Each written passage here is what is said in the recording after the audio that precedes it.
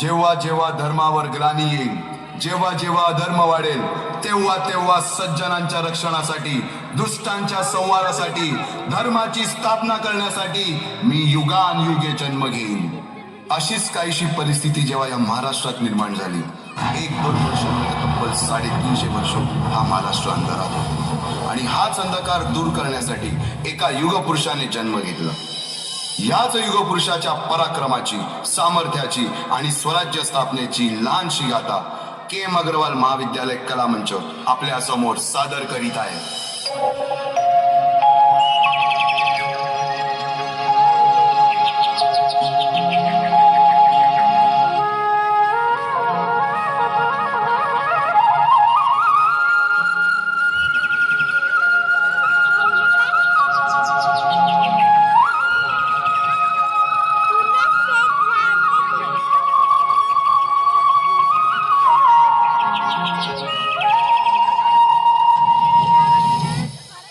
महाराष्ट्र असा सुखाने नांदत असताना एक दुष्ट काल यवनाची वक्रदृष्टी महाराष्ट्रावर पडली. महाराष्ट्र परकीय स्वारांच्या टाचेखाली भरडला जातो. अपहरण, अपमान, जुलूम, जबरदस्ती, अन्याय, अत्याचार, मंदिरांची तोडफोड, स्त्रियांची, धनधान्यांची लुटालूट थांबता थांबत नव्हती. जेव्हा आपल्याच घरात गोठ्यातली गाय आणि घरातील माय असुरक्षित होते, तेव्हा घरातलाच अंधकार मनात घर करून बसतो. अशा वेळी साधू, संत, लहान, थोर, लेकी, बाळी अवघा महाराष्ट्र देवाला गाराणं घालतोय. अरे जेजुरीच्या खंडोबा, पंढरपूरच्या खंडोबा, तुळजापूरच्या भवानी आई, दार उघड, दार उघड आई, दार उघड.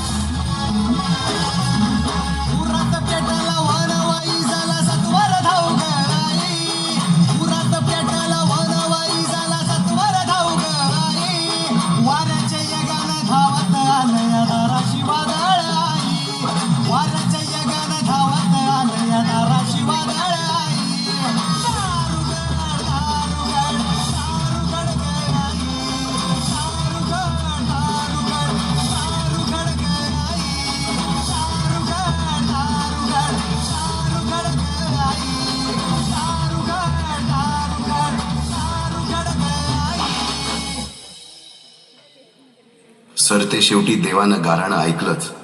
शालिवन शके 1551 शुक्ल नाम संवत्सर, उत्तरायण शिशिर ऋतू, फाल्गुन वद्य तृतीयेला सायंकाळी शुभ लग्न उदित असता कलियुगातील नरसिंहाचा, ग्रहमंडलातील सूर्याचा, नक्षत्रातील ध्रुवाचा, या समछत्रपती शिवरायांचा शिवनेरीवर जन्म झाला.